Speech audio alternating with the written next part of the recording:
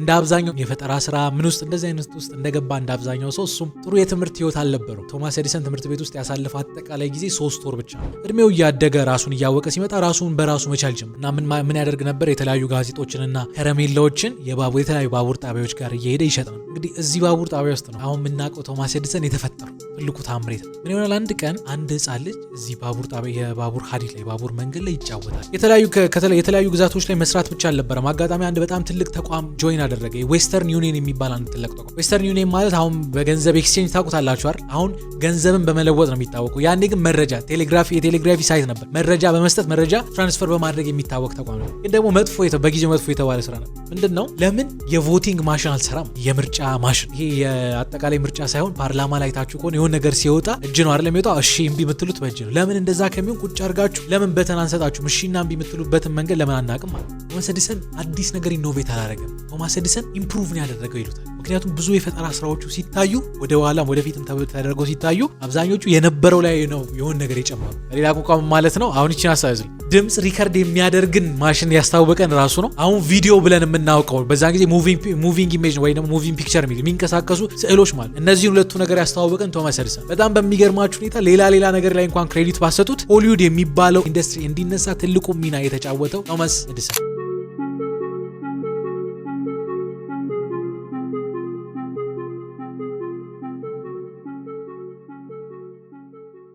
ጋይስ እንዴት ናችሁ? ሁሉ ሰላም፣ ሁሉ አማን። ፊራ ነኝ። ዛሬም እንግዲህ ሳምንቴን ጠብቄ እንዲሁ ካነበብኩት አዲስ ሀሳብ ሼር ላደርጋችሁ መጣሁ። ሳምንት አሪፍ እየሄደ ነው። ሁሉ ሰላም፣ ሁሉ አማን። በዛሬ ቪዲዮአችን ላይ እንግዲህ የባለፈው ሳምንት ቪዲዮ ያላያችሁ ሰዎች ካላችሁ አስቀምጥላችኋለሁ። ባለፈው ሳምንት ስለ ኒኮላ ቴስላ በተወሰነ መንገድ ለማየት ሞክረናል።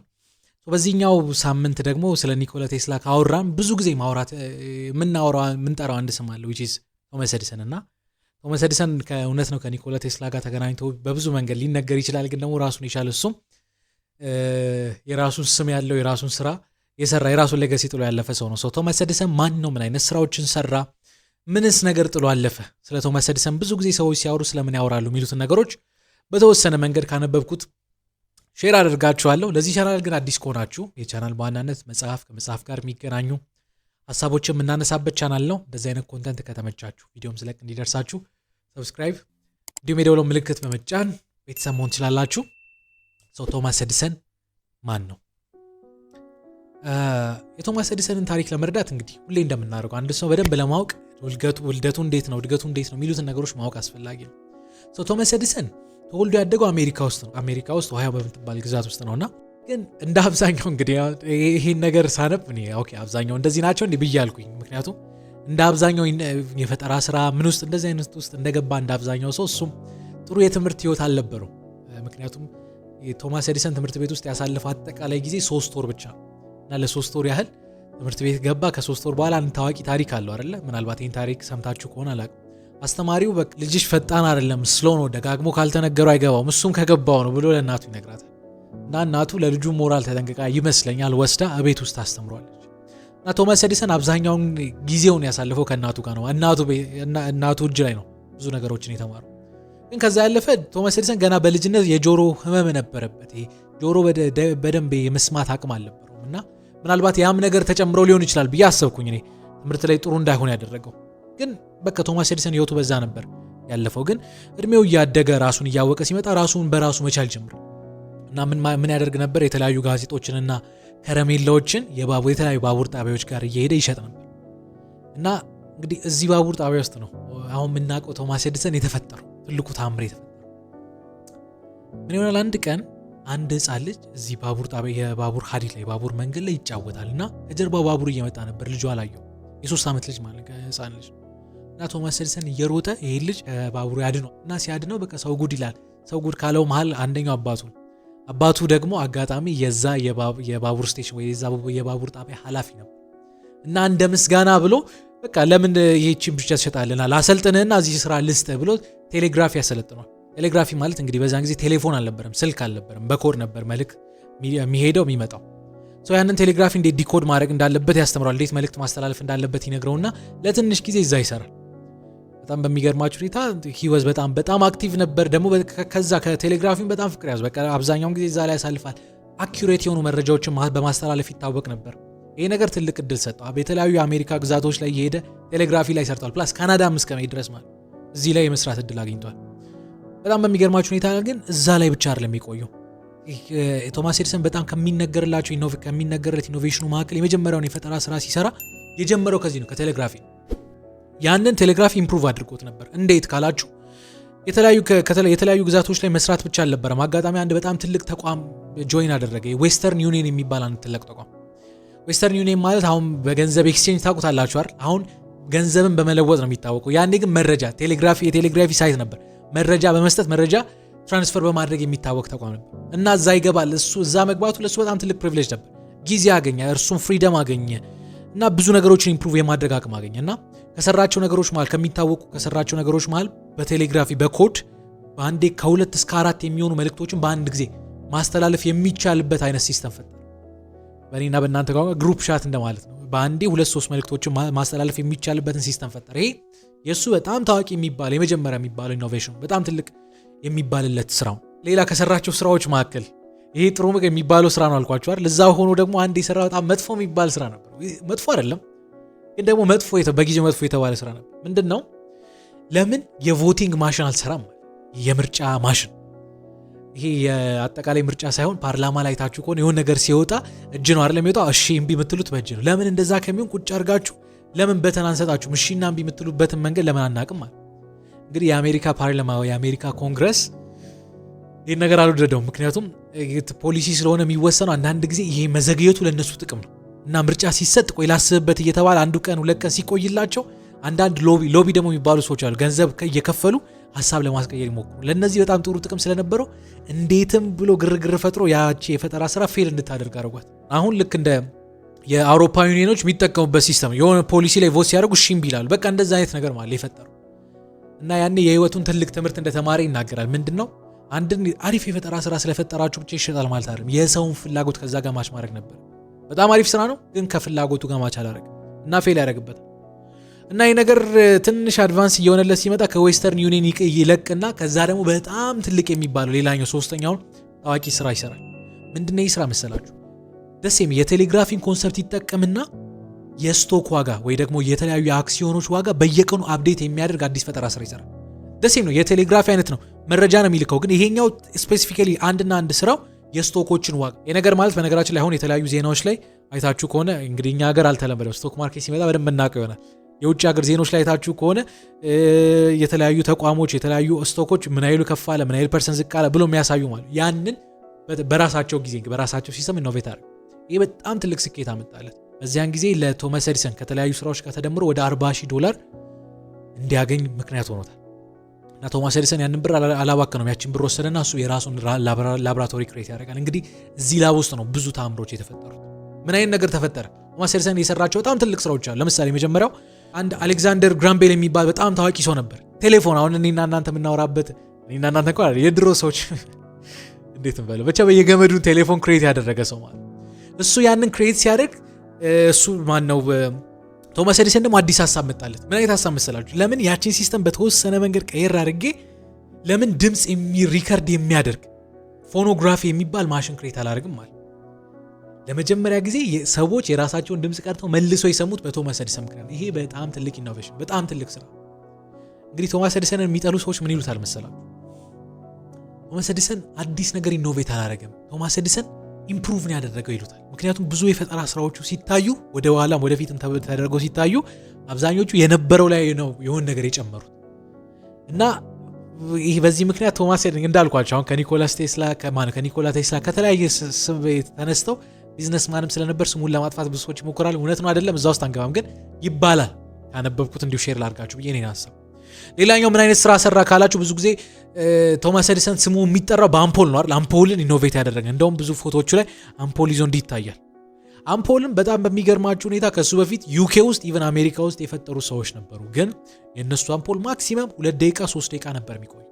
ከዛ ቶማስ ኤዲሰን ያናመጣነ ለምን ኢምፕሩቭ አላደረገውም ብሎ የራሱን የፈጠራ ስራ ጨምሮበት ኦልሞስት ወደ 1000 ካልተሳሳትኩኝ ወደ 1200 ሰዓት የሚበራ አምፖል ሰራ ለ50 ቀን ማለት ሳይቃጠል። አሁን አምፖላችን አስቡ። ስለዚህ ይሄኛውም ነገር ኢምፕሩቭ ስላደረገ በሱ ስም ፓተንቱ ተመዘገበለት። ከሱ ቀድሞ የሰሩ ሰዎች ቢኖሩትም ይሄ የሱ ሌላኛው ጂኒየስ የሚባለው ስራ ነው። ሌላኛው ክኔስቶግራፊ የሚባል ሌላ ደግሞ ስራ ኢኖቬት አድርጓል። ምንድነው መሰላችሁ? ክኔስቶግራፊ አንድ ሳጥን ነው እንዲህ የሚቀመጥ ሳጥን። ከዛ እናንተ ሳጥን ከላይ ነው ዝቅ ብላችሁ ታያላችሁ እና የሆነ የሚሽከረከር ነገር አለ። ያንን ስታሽከረክሩት በጣም ብዙ ስዕሎች አንድ ላይ የተቀመጡ ስዕሎች ይንቀሳቀሳሉ እና ስታያቸው የሚንቀሳቀሱ ስዕሎች ናቸው። እና ሙቪንግ ፒክቸር የሚባለውን ነገር ለመጀመሪያ ጊዜ እኔና እናንተ በምናውቀው መንገድ ያስተዋወቀን ወዝ ቶማስ ኤዲሰን። በሌላ ቋንቋ ማለት ነው አሁን ይችን አሳይዙልኝ ድምፅ ሪከርድ የሚያደርግን ማሽን ያስተዋወቀን ራሱ ነው። ከዛስ አሁን ቪዲዮ ብለን የምናውቀው በዛን ጊዜ ሙቪንግ ኢሜጅ ወይ ደግሞ ሙቪንግ ፒክቸር የሚንቀሳቀሱ ስዕሎች ማለት እነዚህን ሁለቱ ነገር ያስተዋወቀን ቶማስ ኤዲሰን። በጣም በሚገርማችሁ ሁኔታ ሌላ ነገር ላይ እንኳን ክሬዲት ባሰጡት ሆሊውድ የሚባለው ኢንዱስትሪ እንዲነሳ ትልቁ ሚና የተጫወተው ወዝ ቶማስ ኤዲሰን። ለምን ድምፅ ሪከርድ ይደረጋል? ኦኬ ድምፅ ሪከርድ ከተደረገ ለምን ሙዚቃ ሪከርድ አይደረግም? የሱ ስራ ነው። ሙቪንግ ፒክቸሮች ሪከርድ ይደረጋሉ። ኦኬ እንደዛ ከሆነ ለምን የሚያስቁ ነገሮችን ሪከርድ አድርገን ለሰው አንሰጥም? ፊልም የሚባለው ነገር መጣ። ሁለቱ መርጅ ሲያደርጉ እንግዲህ ኢንዱስትሪው ምን አይነት ቡም እንዳለ ታውቃላችሁ። ሶ ሆሊውድ የሚባለው ነገር እንዲነሳ ትልቁን ሚና የተጫወተው ወዝ ቶማስ ኤዲሰን። ሌላኛው ቻርጀብል የሆኑ ባትሪዎችን ያስተዋወቀው እሱ ነው። የተለያዩ ባትሪዎች ነበሩ በዛን ጊዜ፣ ግን አሁን በእኛ ዘመን የምናውቃቸው ባትሪዎች አሉ። ቻርጅ የሚደረጉ ባትሪዎች፣ ለምሳሌ ለማይክሮፎን ቻርጅ የሚደረጉ ባትሪዎች ነበሩ። አሁን ስልካችን ላይ የምንጠቀማቸው ባትሪዎች። እነዚህን ኬሚካሎች ያስተዋወቀን ቶማስ ኤዲሰን ነው።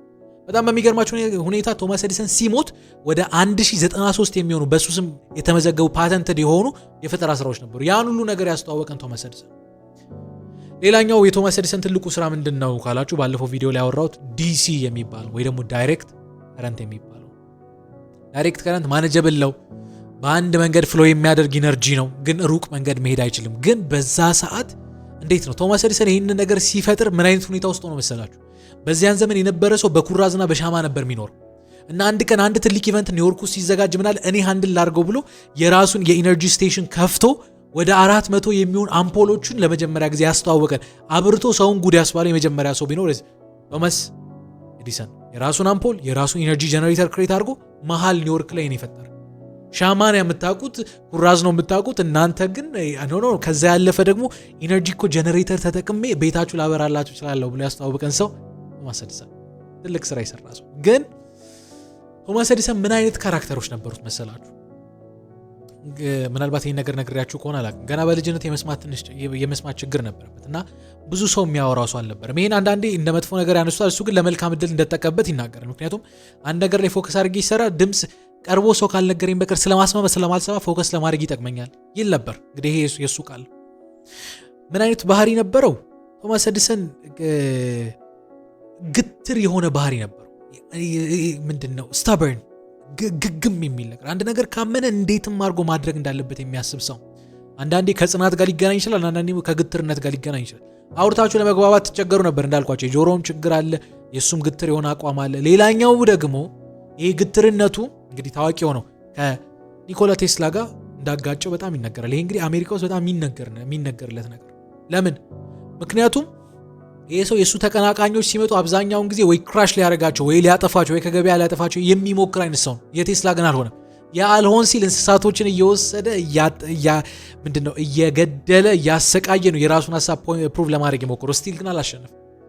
እና ይሄ ግትርነቱ በጣም ብዙ ሰዎች እንዲነሱበት ምክንያት እንደሆኑበት ይነገራል። ይሄ ምንድነው የሚባለው?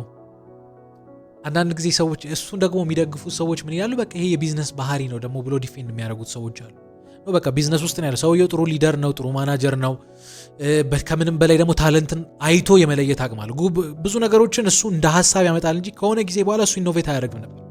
አንዳንድ ሰዎች ሰርቆ ነው የሚል ሀሳብ የሚያነሱ ሰዎች አሉ። ሰርቆ ነው ከሚለው ሀሳብ ኢምፕሩቭ አድርጎ ነው የሚለው ሀሳብ ሴንስ ይሰጣል። አንዳንድ ነው ይሄ ነገር የተሰረቀ ነው የሚሉ ሰዎች እንዳሉ ሆኖ ምናልባት ሊቀራረብ የሚችል ማስረጃ እንኳን ቢኖር እዛ ላይ የሆነ ነገር ጨምሮ ነው ሰውየው ትልቅ የሆነው። እና ይህ ነገር እያደገ እድሜው ኦልሞስት 84 ዓመት እስኪሞላው ድረስ እስከ እድሜው መጨረሻ ድረስ እየሰራ የነበረ ሰው። በቃ ልረፍ ያለ ሰው አይደለም። እንደዚህ አይነት ሰው በነገራችን እስከ መጨረሻ የሚሰራ ሰው ገንዘብን ታርጌት ያደረገ ሰው እንዳልሆነ ታያላችሁ። በተወሰነ መንገድ ስራው በጣም ይሄ ኦብሰሽን የሆነበት ሰው አለ። አንዳንዴ ጤነኛ ሆነ አሁን አላውቅም። ስራው በጣም በቃ ህይወቱ የሆነበት ሰው እንደዚህ አይነት ሰው ሲሰራ እንኳን እየሞተ ነው የሚሞተው፣ እየሰራ ነው የሚሞተው።